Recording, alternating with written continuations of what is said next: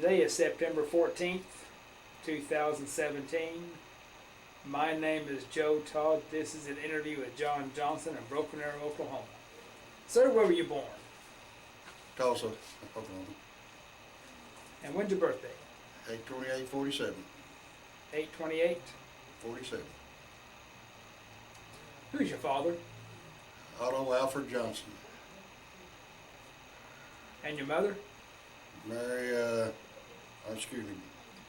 Bonnie K.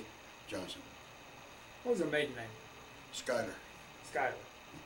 S-K-Y-L. S-C-H. I'm sorry? S-C-H-Y-L-A-L. Okay. Did you go through school in Tulsa? Yes. What year did you graduate? 65. 1965. Who was your favorite teacher? Oh, boy. Back then was Clifford Cox. Why was he your favorite? I was a gym teacher, and he taught some other courses on civics, stuff like that. What type of work your father did? What kind of work did he do? Yeah. Circulation manager for newspaper printing. Okay. Where'd you live in Tulsa in those days? 712 North Xanthus. What's the street? Xanthus, X-A-N-T-H-U-S. Oh, okay.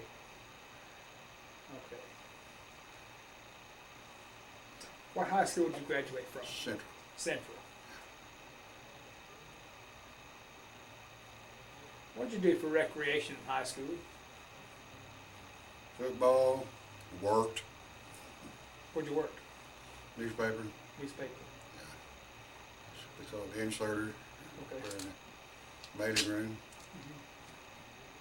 What'd you do after high school? Oh boy,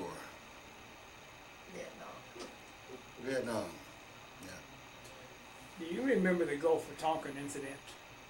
Gulf of Tonkin. That was in, I think, '64, when they said the North Vietnamese attacked some of our ships in the Gulf of Tonkin. I heard about it. Did you enlist or were you drafted? Well, I heard I was going to get drafted, so I was going to enlist. And when did you enlist? At the first, as soon as I got out of high school. So about May or June '65? Where'd you go for basic training? Fort Polk, Louisiana. Fort Polk. Tell me about basic. Well, too bad. I remember when we drove us there. It's kind of cool at nights out. I remember that. Didn't have any heating in barracks in there. It was kind of cold. A lot of sand, white sand and all that. What type of training did you have in basic? Infantry. What's your most vivid memory of basic? A lot of marching, a lot of shooting, range. I mean, what I meant. When I got out of there, they sent us to your advanced, which is artillery, in Fort Sill, Oklahoma. How did your artillery training compare to basic? Not difference there. They lived on them guns. What guns were you firing? 105s and 155s. Hell, Excuse me. day and night. What's the crew of a 105? Oh, Lord, let's see. We went from 4 to 6. What about the 155? I wasn't on that very long. Okay. 155. We didn't get them later on. On the 105, what was your position? We called it cannon cockers at first. And did just about anything up there. Sometimes we cram that shell up in there. Sometimes we'd we get the fire mission up early. I think the 105 shells had, I think it was 9 powder bags in there. And they tell us how many bags they wanted. 3 bags, 4 bags, 5 bags, whatever, and the rest of them, we put that thing in and put the other extra bags out, clip it, it's on the string, throw it on the side over there. What's the range of a 105? Oh man, what is it? Huh, you would ask, it's been a while. Oh my heavens.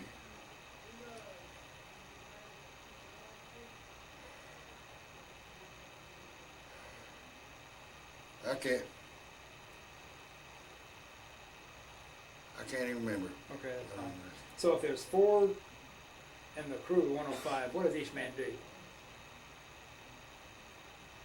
Well, I don't, you know, for the ammunition, and you have one up here that does the, they give you the directions they want, the fire mission, and they give you directions on there, and he's setting his gauges on the thing. And you got the lantern puller, opens the thing up, and you got your cannon cocker that crams the shell up inside the tube and shuts that horizontal block, closes it. And the landing guy shoots it. The other guys over there will take care of the ammo. Mm-hmm. How much does that shell weigh, 105? I think it's 200 boxes. I think it's 65 in the box. Like that. What type of shells did you have? You had different type of shells?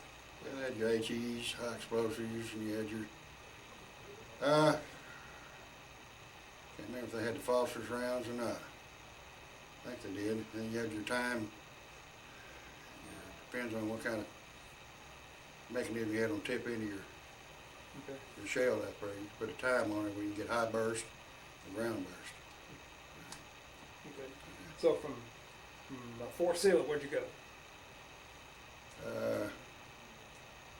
Well, that's where I went to Nam. How'd you travel to Vietnam?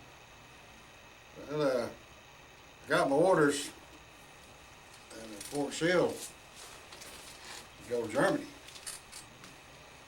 And everybody else got their orders too, and they took off. They got cabs and everything. Went in town to get the buses and planes and whatever. I was waiting for the bus. So I was sitting there on the end of that porch. First sergeant came out that day and said, "Hey, you come over." And I went over and said, "You'll do." Changed my orders up there, and Dom's where I went. They shipped us to, I think it was Oakland, California. We was on a merchant ship there, and man, there was a bunch of us. Most of them was 101st Airborne Division. They went south and we stayed north, Central Highlands. I think we was an advance party for the first calf. They didn't tell us that until we got on the boat. Now, were you assigned to first cav at this time? Well, they wouldn't tell us Okay. until we got on the boat. Yeah. They didn't want anything spread around. So when we got to Oakland, they put us on that boat and everything. I think the boat had problems, nothing more sunk in port, so we just had to stay an extra 3 weeks. They get the thing running again, then we took off, and then they let us know what was going on. What unit were you assigned to? Well, it's what was called 2nd House Battalion, 17th Artillery, 1st Air Cav. The man down there was NK Vietnam. Camp Ratcliffe. Tell me about the trip to Vietnam. Oh boy. How'd you pass the time of the trip? Well, they sign you jobs. So that ship ran over there. You either clean the ship up or it's KP. Well, I got stuck on KP for a while. I mean, that was from daylight to dark. And they had so many people on that boat that they would serve breakfast, get in line, and serve breakfast. And if you was at the end of the line up here, you ran into lunch. And them big old kitchens they had in there, and they cooked that stuff, big old vats, steam vats. You clean them things, you just get a ladder and go down in it. Yeah. Where were your quarters on the ship? Down in deck we had hammocks. They were stacked how high? I think it was 3 to 4 wide. Many guys get seasick? A few of them did. I was kind of leery. I didn't know if I would or not, but I did. Yeah, I seen a lot of hanging off the side there. What did they tell you to do in case the ship was sinking? They didn't tell us anything. What were you gonna do? I don't know what they was gonna do. Well, and then at nights they had on the second deck they had a big space there. It was like a wall, steel, and on top of that I guess was the control towers and all that, chief captain or whatever. And they'd show films at nights.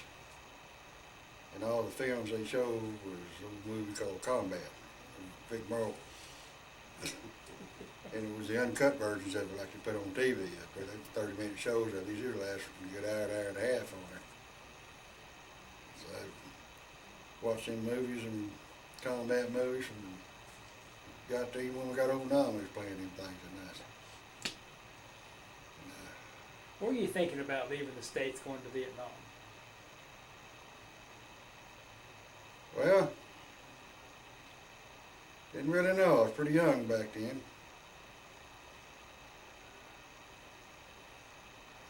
Kind of nervous going over there for sure. You know what I was getting myself into over there. You recall the date you landed in Vietnam? I don't know what date it was, but I remember we landed on right there at the outskirts of An Cay. Not An, excuse me, An Cay. It was Quinnon.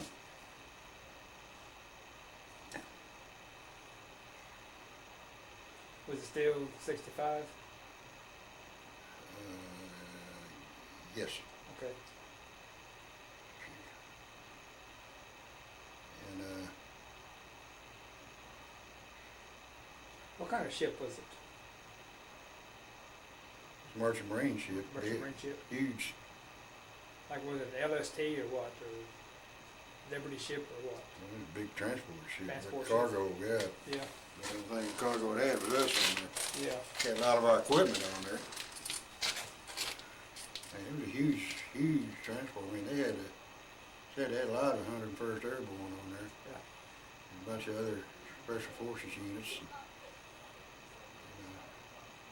So you land at Quinyon, what do you do? Well, the LSTs come up there and we load up on that. It took us to the shoreline over there and they loaded us up in trucks. And then we took the trip over to the Central Highlands, up to an area there outside of Quinnon up there. That was going to be Camp Ratcliffe. It was going to be the base camp, but then there was nothing there.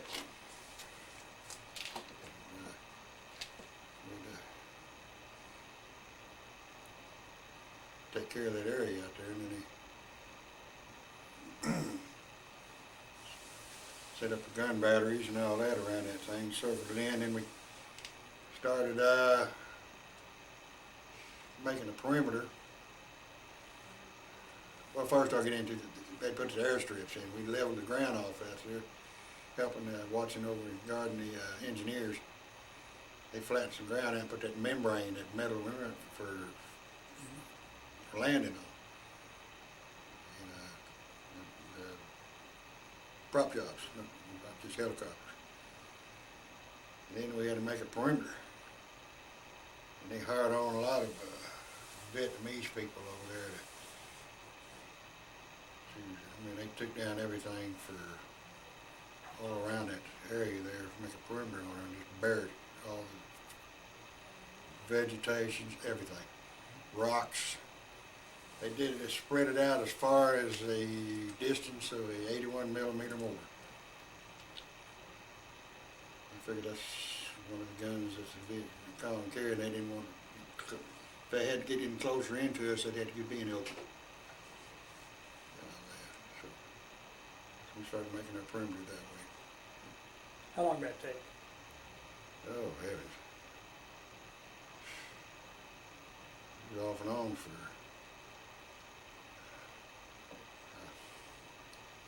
a couple of months, at least. What's the terrain around Arcade? Like I said, it was the top of the Central Highlands up there.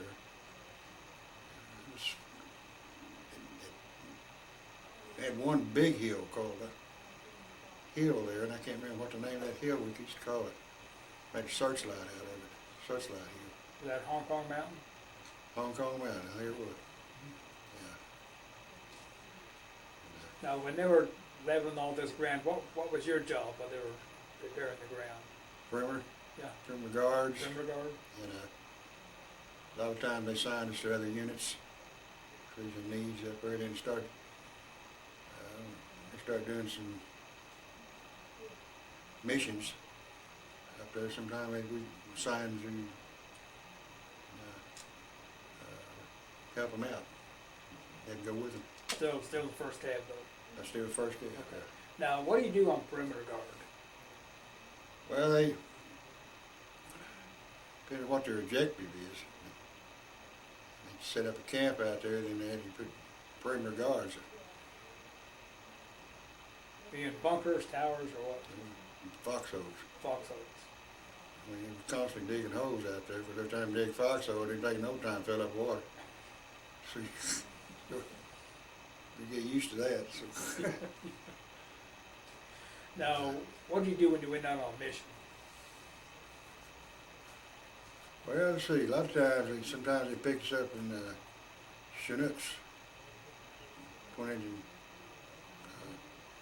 prop helicopters, and they'd load us up inside them things up there and hook the 105s. We stripped the 105s down. They used to have guards on the sides of them, for protection and stuff. Took all that stuff off, get the weight off of them.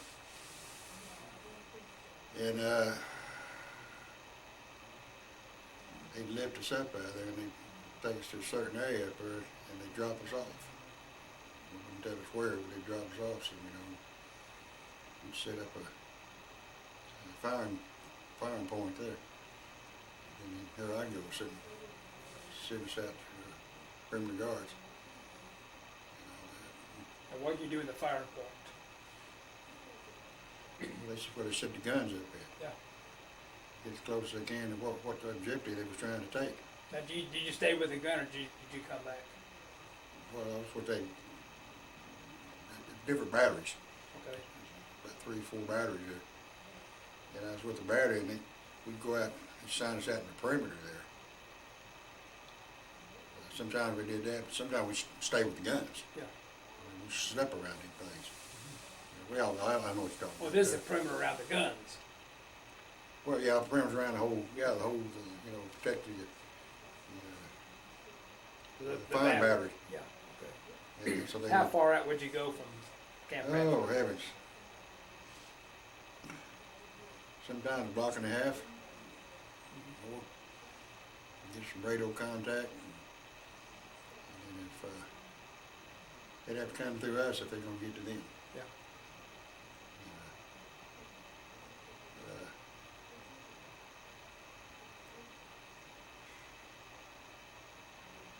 Yeah, it's kind of hard up there, protection up there, especially in foxholes. You dig them up there, sometimes you be digging things that fell before you get through digging them. Was that during the monsoon season? Yes, What are the monsoons? rain, day and night, never stops. How do you stay dry? You get ponchos, but you send your laundry in wet, you get it back wet. A lot of us come back with jungle rot. I got a little on my feet, my ankles. Because the jungle boots we had, because they had leather, didn't have any leather around your ankles and stuff. So, because they did that, because make them lighter. So they put a metal plate underneath the deal called the punch eye.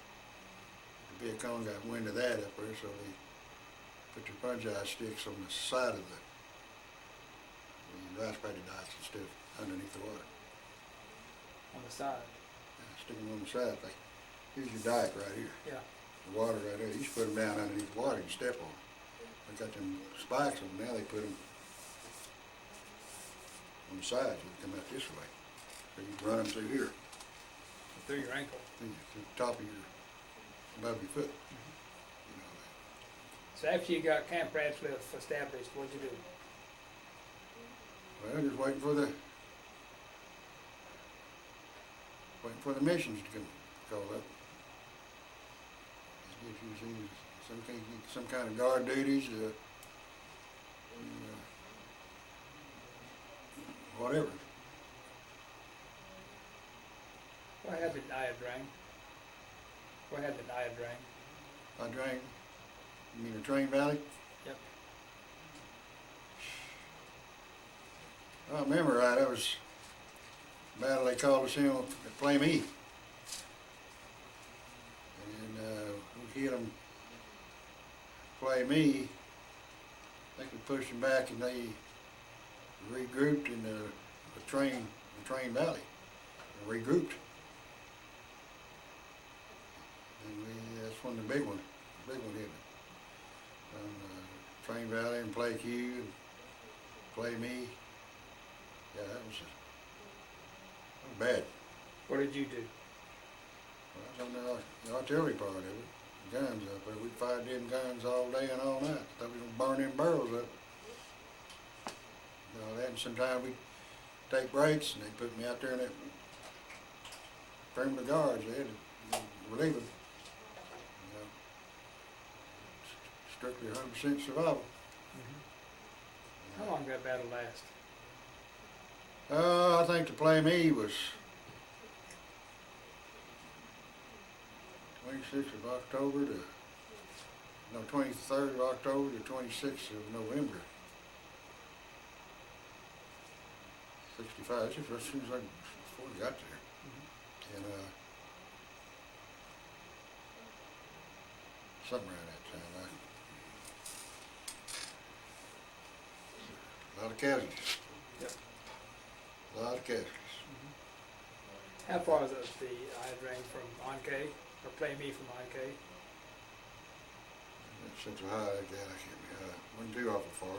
Is that all in the Highlands? Yes. Yeah, Central Highlands. Yeah. Oh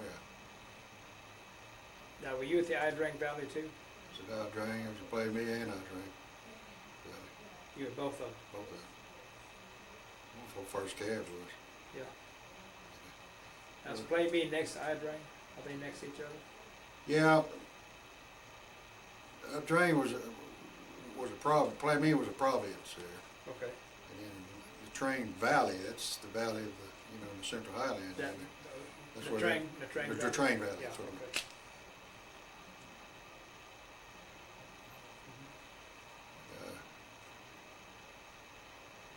How were you resupplied up there during that battle? How were you resupplied during that battle? I'm sure. A lot of all helicopters, basically. We was the only one, because we said in our outfit, 2nd House Battalion 17 Artillery, we was mobile. Air Cav is air mobile. Yeah. So we had our own vehicles and all that, but a lot of times it was in areas up there we had to fly us in. I mean, you couldn't take trucks in there, but sometimes they'd use our trucks to get to, move them or get supplies to them. A lot of times it was Chinooks, helicopters and stuff like that. Was that VC or NVA at play me? North Vietnamese regular. North Vietnamese regulars. That's the big one. That's the one that was there when we hit the place. Yeah. We first got there. Had to get them out of that valley. And, yeah, that's the big boys. So you're on the 105s during the whole thing? 105s. I think later on I think they come up with a couple of 155s. Why, I don't know, but they did. What kind of defensive position did you have there? You have foxholes or what? Foxholes, that's it. They fill up with water too? Everything fell in water. You just got used to it, you lived in it. I mean, What were you thinking when that battle started? scary. Real scary. We had a lot of people up in here, some younger fellas around down there, just kind of watch them, You get nervous, jumpy and scary, you know.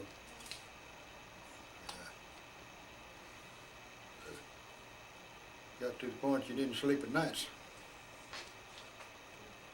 Daytime was kind of rough, hot. And, one thing we had out there was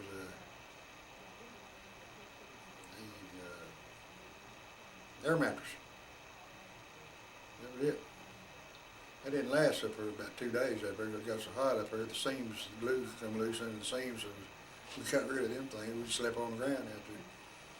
They gave us little tents, and you carried one half of the tent, and your partner stayed with you all the time. He carried the other half. And if you're 6 foot long, you got a problem because them tents only got 5.5 foot. Well, it works. What's your most vivid memory of the Train Valley? Oh boy. Casualties, a lot of them. I was called in to do some identifying a couple of times. I didn't like that.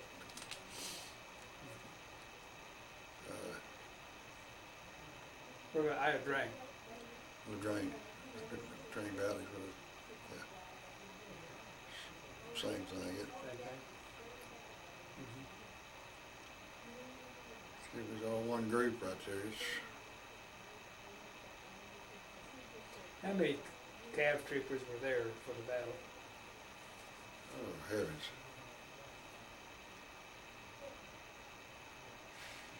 First cav was a pretty good sized unit, full division. How many NVA soldiers were there, do you know? I heard it was about anywhere from 1.5 to 2 divisions, North Vietnamese regulars. How'd you keep from being overrun? Oh yes. We wasn't gonna let them. I mean, so we just level everything out there, day and night. If there's any places they could hide, we're gonna take care of that problem. We couldn't do it through artillery, we did it through bombardment, Navy. Had F4s and 105s, all kinds of stuff out there. And they made some of the Vietnamese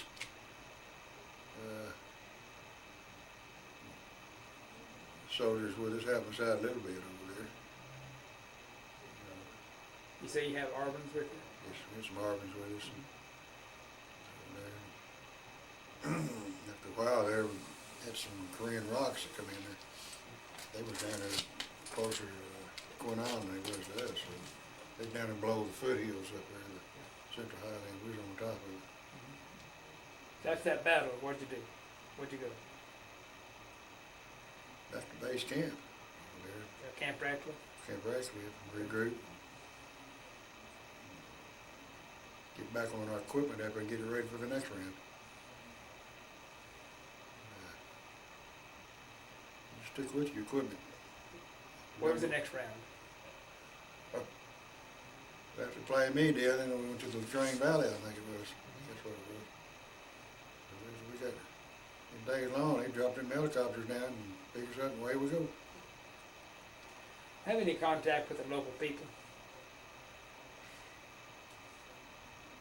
You mean the Vietnamese? Yes. When I was over there? Oh, I went into town. Yeah, I had 1 or 2 families I kind of talked with over there. Had one was a school teacher over there. I talked with him for a while over there. I mean, What was their reaction to you?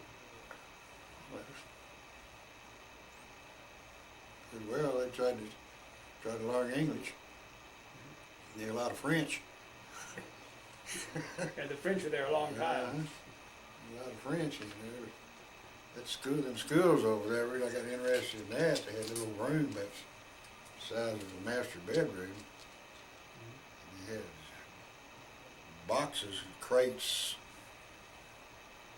lined up with 2x4s or 1x6s laying across the boards up there. And these little old Vietnamese kids had little chalkboards, little square boxes with chalkboards on there. That was their school equipment. They had this one teacher up there, and he had one big chalkboard, and what they were studying off was a newspaper from Quinnon. It was about a week old. And that was it. Yeah, I kind of, he's a pretty nice fella on there, young fella. Talked to him for a little bit. So you were Camp Ratcliffe the whole time you were in Vietnam? I traveled all over that place. Went from there to Ratcliffe, Quinnon, Tootie-Wah. See, that was Tootie-Wah. Playcue. Some of them names I can't even pronounce, but I've been there. What would you do when you traveled these places? What'd you do? A lot of times just check them out, you know. Times we went in some of the villages up there to make sure everything's all right, you know. What, checking for VC or NVA? VCs have been there. We had a lot of these, you see, we had these RNs with us up there. They'd find out if they'd been there and took the kids or something like that, or food, whatever. A lot of some of them have. You know, 'cause in that situation, you don't know who you're fighting. He may be shining your shoes one day or cleaning your tent up and carrying an AK-47 knife. I was going to ask, how did you kill the VC? He ain't shooting at you. That's it. Sometimes at night they'll put on what they call a uniform. Sometimes I've seen them wear colored ball caps. You know. But normally they just, what you see every day, the funnel type hats, black uniforms and whatever. Sometimes the Arbyns could tell them, but How long were you in Vietnam? about a year and a half. Why a year and a half? Why so long? Couldn't get out of there. I thought the tour was a year. Supposed to be. I was passed over I don't know how many times over there, so finally I went in there was 4 ammo boxes, and when I walked out that tent I was carrying my papers. How'd you do that? Went to the transport deal up in Playcue. As soon as you get your paperwork, you know, when you go up, I guess they pick who's gonna go or whatever. But how did you get your paper carrying ammo boxes? I walked in there and told them this, you know, they knew my time was up. I guess they come up with, I don't know how they did it, but they did it. They used them ammo boxes, you know, they built up their living quarters with them. Yep. So from Vietnam, where'd you go? Left Vietnam, C-140 or 41, I can't remember, a jet, Air Force jet. It landed out there and unloaded a bunch of youngins out there, boy. Brand new bright green press uniforms, spit shine boots. When we left on there, they had 50-gallon barrels in it. We threw ours away. It was rotted out anyway. You had what? Uniform. Oh yeah. Rotted out anyway. So Yep. they let them off and everything. We loaded on there and he took off. And we flew to, he had landing gear problems. And so he flew to Tachikawa, Japan, Yokota Air Base, I think that's what it was. And we landed there. She was Yokota, Tachikawa, no, Tachikawa, Japan, Yokota Air Base. I guess it's Yokota Air Base. I guess that's the thing it was, or back, anyway. And,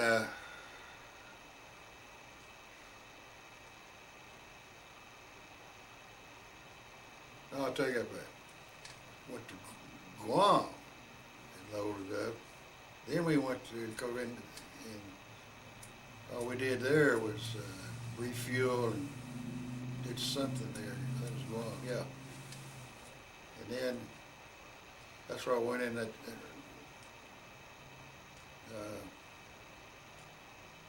hangar up there, and they had a pop and milk machine up there. and I spent about $4 on little cartons of milk on it. I hadn't had anything cold milk up there, and just my tears. I sat there and drunk that still. I got sick. And we got back on the plane. Then he went from there to Dakota Air Base, Tachiko. And they landed us there and had a layover because they had to do something about that landing gear. And they told us up there that it's getting close to nightfall. They was kind of worried about it because we was out in the jungle so much over there that they weren't going to let us into town or anything like that, so they got some buses up there to load us up and they kept a club open all night. Military, I think the Air Force Club or something there. They put us inside that thing and put guards on the outside. We couldn't get out. And if we was going to tear the place up, that's where I got in there and watched TV. It was a bar and clubs, what it was. What were you thinking when you were leaving Vietnam? Home. Home. First thing I was worried about up there, they advised us about we got to California because that's where we was headed. We had to go through customs up there and watch it. They were having problems. And when we went through customs up there, had anti-war people outside and all this. We weren't worried about them too often. We got the guy out of hand when they wanted to get rid of them, we do it for them. Where'd you land? We landed in Oakland. Okay. Landed in Oakland. Like I said, we still had old grubby mud-soaked uniforms. And they took us into a hangar there in Oakland. And I remember that they had, I don't know how many ladies, women, with sewing machines in that hangar there. And as soon as we got there, they took us and measured us and all that stuff and gave us new uniforms before we left out of it. That's pretty neat how fast they could do that, but that's the way they did it. I was going to ask, in Vietnam, did you have MPC? MPC. Military payment certificates. Or did you use dollars in Vietnam? We had script. Script. Yeah. So we had script. Yeah. Were you there when they changed the script? They changed it every so often. Well, I remember getting it, the same script we got when I left. Okay. Yeah, because I remember some of the guys up there wanted some money and some gambling over. You didn't take what you made. Well, how they got it. So from Oakland, where'd you go? From Oakland, heading toward Frisco, I guess, for the airport.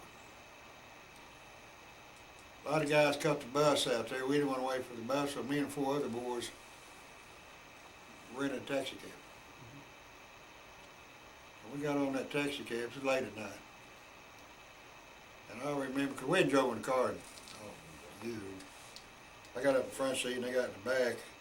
And that cab driver got on that interstate and he floorboarded that thing and we took off. I mean, I scared death out of me. Thought I was in a jet. He went right to the main airport up there and let us out and we all split our ways and tried to get us away home. And when did you get your discharge? What was this? September '67? I think that's what it was. So when you came back to the States, you were discharged after you got back to the No, I States? do, right. Quarantined us for a little while up there at Fort Sill. And I stayed there for about, I don't know how many months and everything, I can't tell when the time was up and they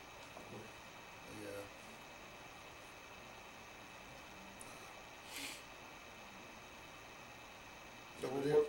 go ahead. Yeah,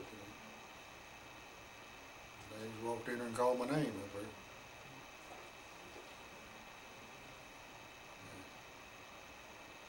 That's when you were discharged? Yeah. Okay. What'd you do after you got your discharge? I come back home.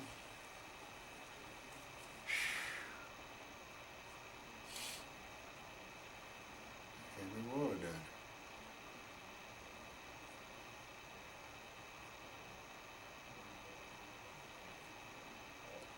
Oh, I signed up back in junior college there for a while up there. Then I worked for my dad was still with he was newspaper printing circulation manager. I went back to work for the newspaper up there. I was doing what they call box routes.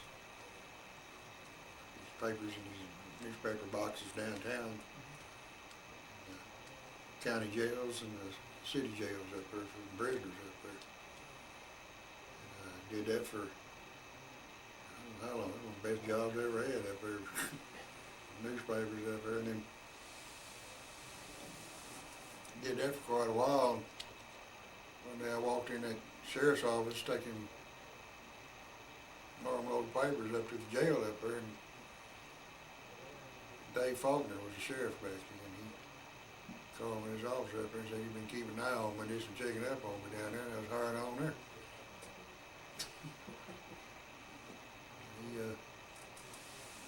put me in there. I went into communication there for a while, was dispatching there, and then he sent me to some schools up there. Sent me to the University of Oklahoma for my state certification and all that. And he got through that. He sent me to the Texas Ranger Academy in homicide in Austin. And I stayed there ever since and retired. Would you join the Army again?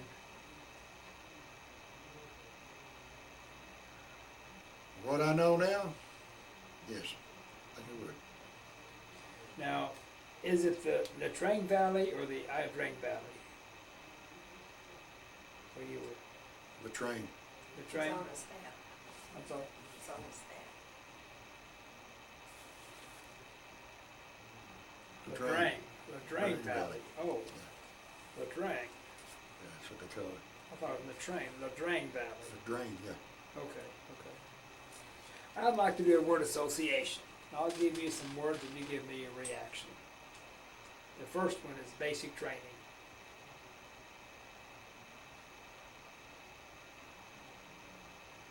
Fun. Young. Troopship. Miserable.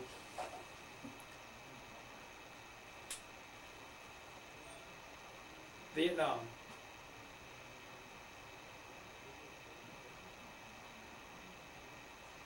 Hell. I'm K. Sad. Latrang Valley. Double hell. Monsoon.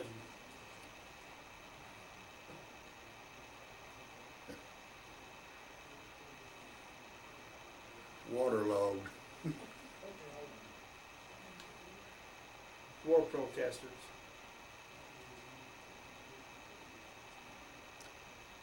Dislike.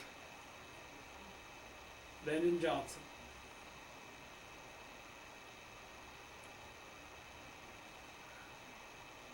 He's all right. I got a president citation from him. My unit got the train about in and pay me. Richard Nixon. Sad.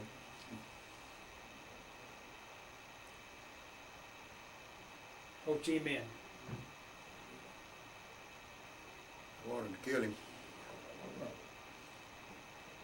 General Giap. Who? General Giap. He was head of the North Vietnamese Army. He was at Latrang. I met him one-on-one. How do you want to be remembered?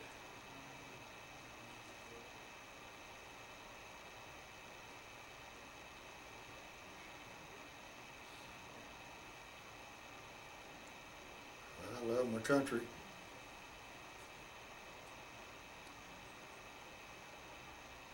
fight for it. I'm gonna let them know that I did my part. A lot of things in there I'm gonna never talk about, but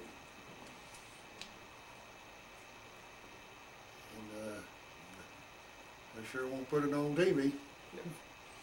Anything else you wanna talk about? Anything else you wanna talk about? No, I guess not. Do you have any questions? Well, sir, this is an excellent interview.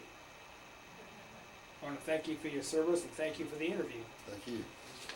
And again, this is September 14th, 2017. My name is Joe Todd. This has been an interview with Jon Johnson of Broken Arrow, Oklahoma. Thank you. Thank you.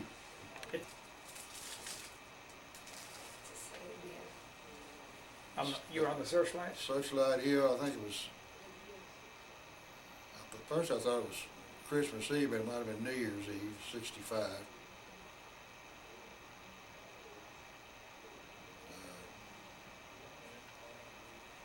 They took us on top of that hill. Hong Kong Mountain? That's when we bounced off of it, but we finally got up there. Because it was raining and the monsoon come in. Too big of an area to land that thing on. But we got up there, four of us to help that Searchlight bunch up, because O.G. Min advised that he wanted that first calf collar by the first year.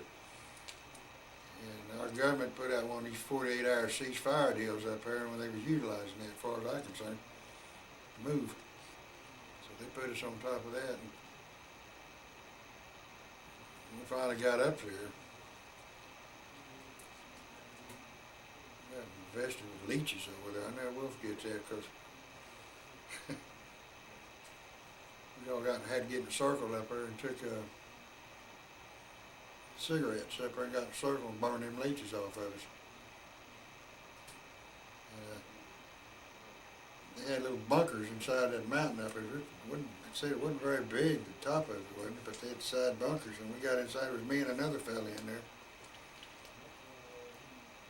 In the middle of the night up there, we heard some screaming going on down below that valley. It was an animal. It was a pack of animals down there. We found out it was a pack of what's called dog-faced baboons. They were coming up the side of that hill, and during the mating season, they don't move for nothing. And they got about from here, I guess about 25, 30 yards from us. We couldn't see them because I couldn't see any of my barrel up there sticking out of that bunker there because of the. Back then I was carrying the M14 with automatic adapter on that. There was one opportunity to carry it, and I was one of them. And he got too close up there, and I opened up on it up there. Next morning we got up and found one large dead baboon out there. And I wrote my dad about it, and he sent me a newspaper, and they put it in the newspaper. And I was a little big white hunter in Vietnam over there. Tell me that story again about the helicopter. Well, we come up there, coming in for a landing, and On top of the mountain. on top of the mountain there, Searchlight Hill, it was getting dark.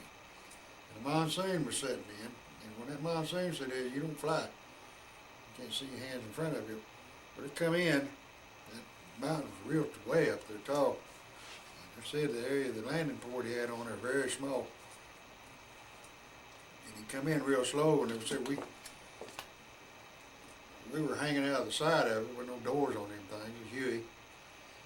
Gunship, hog ship, what it was.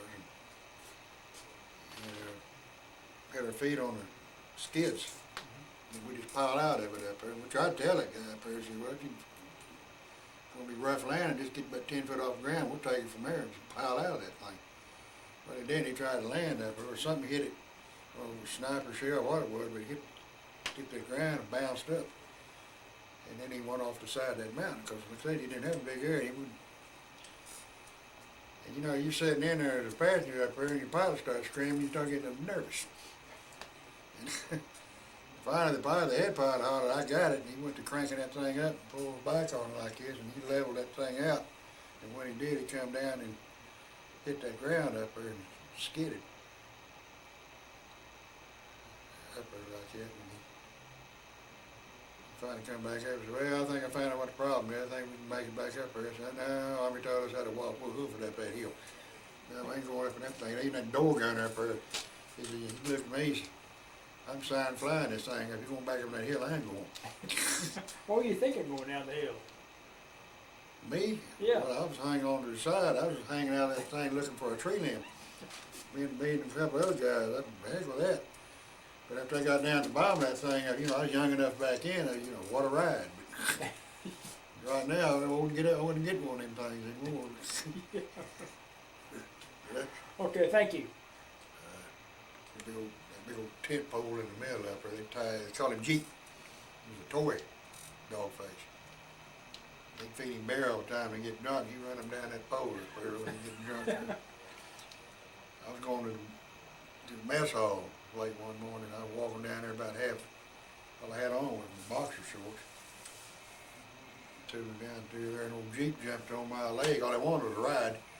I thought, boy, I tell you now, you over in that country over there, that shooting going on, anything's different, you're gonna fight it. I hope I didn't kill that thing. Tell 'em about John Wayne. Oh yeah, John Wayne come over on UFO show. I was always out on mission on UFO show. I wanted to see Bob O, but I couldn't do it. But we was always out in search and destroy missions because they'd sign us to all them other units. If they went out on something we didn't, some of us had to go with them. You know, I mean, they said they signed us to them. But anyway, put John Wayne on aircraft carrier out there, and they put Cav come over there with a unit. And they picked him up, gunships, and they took him up and surrounded him like this, and he was heading into land. He got over land up there, and something hit that ship and shook it. Probably a sniper boat or something shook that ship. And Wayne asked what that was now. He said, it's probably a sniper boat like that. He made him turn that thing around and go back to the ship over there. He wasn't about to go over there. I figured, well, my God, maybe the wars that guy been through up there and all the medals and all that stuff and the rank he got over there. I figured a little bullet ain't gonna hurt you. And then Martha Ray. Martha Ray got over there. We was watching her, and a mortar come in, and she got wounded. I don't know if she got her hip or her leg or something like that. She got fixed up there. She refused to go. She came back and finished that show. Was that an on-K? I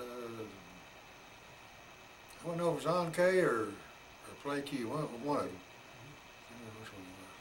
She's quite a woman. Oh, yeah. That I woman saw was. her in Vietnam. Yeah. She So had, that's the difference in the two, you know. John Wayne, you think he's the tough guy and everything. yeah, I saw Martha Ray at on-K. She had Hello Dolly out there. They had all the. When we first got there, when you drove going over on a boat, USS General Gordon. USS General Gordon? USS General Gordon Okay. was the name of that merchant marine ship. And the movies, Combat, Rick Morrow, Yeah. Sergeant Morrow. Sergeant Saunders was his name, I guess that's what it kind of wasn't it? I think it was, but I'll never forget that name. And then they played it when we got over there. They had Connex building over there, and they played on the side of the Connex over there. Finally, they got the Playboy magazines over there. And they had an ad in there about, you know, if you want to write something about, you know, what's going on and all that stuff. Well, they wrote up a deal up there, sent it back to the Playboy magazine about it. About Vietnam and the first cavalry, he wanted Sergeant Saunders and Rick Moore to get a promotion up there of all the wounded and the combat deals he's been through. all the times he's been shot up, he said, he ought to get something out of that thing. Now, you mentioned, was it an officers club and NCO club combined? At first, At first. when they first got it, then they eventually got another tent put up That's there. where you had that little baboon one. Yeah. Yeah, okay. They called it Jeep. Jeep. Down that thing. They finally told them to get rid of them things. They found out that, especially the birds up there, they were highly diseased over there. And they figured them animals were gonna get diseased. Had one unit over there, I wasn't with him, but one unit over there, they had somebody was selling tigers from Laos or Cambodia. Young tigers over there. One of them got loose or something like that. Come over there and the guy was, one of his tents back in the base, smoking a cigarette on the side of his bunk over there, and he come in and grabbed him by the leg and dragged him out. He didn't hurt him or anything. I guess he just wanted to play. Yeah. But he started screaming and all that, and everybody else grabbed the guns out there and blew that tiger all the way across the country. They know what to think about that. But, Okay, thank you. and we come down there, and they had because we was all out, especially the artillery bunch was all out on an area waiting to guard the main base first step. So they come in and did a UFO show there, and it was starting out. They landed a Chinook there, and had a flatbed trailer, and I was sitting underneath that thing. Had a Vietnamese chair. I barely could get in it because they're small people. I was looking up into the trailer, and it was Eddie Fisher and John Bubbles Olson, the dancer, the black guy, and Jackie D. Shannon, singer "What the World Is Now, Love, Sweet Love." He was just a kid back then. Eddie Fisher got out there, and that boy was stoned out of his mind when he got up on that stage. He had a cigar, big old long, it looked like a Cuban cigar. That thing about that thing stuck in his mouth, real thin, that thin as my little finger. Trying to sing with that thing stuck in his mouth. The first thing he said when he got on it, he said, "Well, I'm sorry I didn't bring one of my wives with me." You know, he was married to Liz Taylor, and who was it? Debbie Reynolds, and whatever. But he was like, he fell off that stage up there, and he landed and hit my leg right here. I thought I broke my leg. And that made me so mad when he hit my leg. I grabbed him by the collar like that. The boy went over where he looked at me. "He ain't gonna feel it anyway." So I just dropped him off and then grabbed him, picked him up and drug him back in the ship. And that's the last I seen of him. And little old Jackie Shannon got out there and started singing that song up there. And that old man John Bubbles up there stole it though. He was pretty good. That old man was something else. He taught Fred Astaire how to dance, didn't he? Probably, yeah. Boy, that old man can do it though. Yeah. That Eddie Fisher, man, I thought I broke my leg. They wasn't more worried about him than me.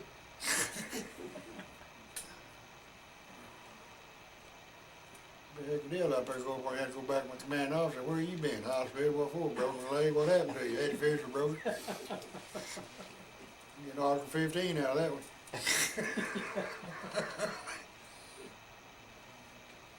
It was.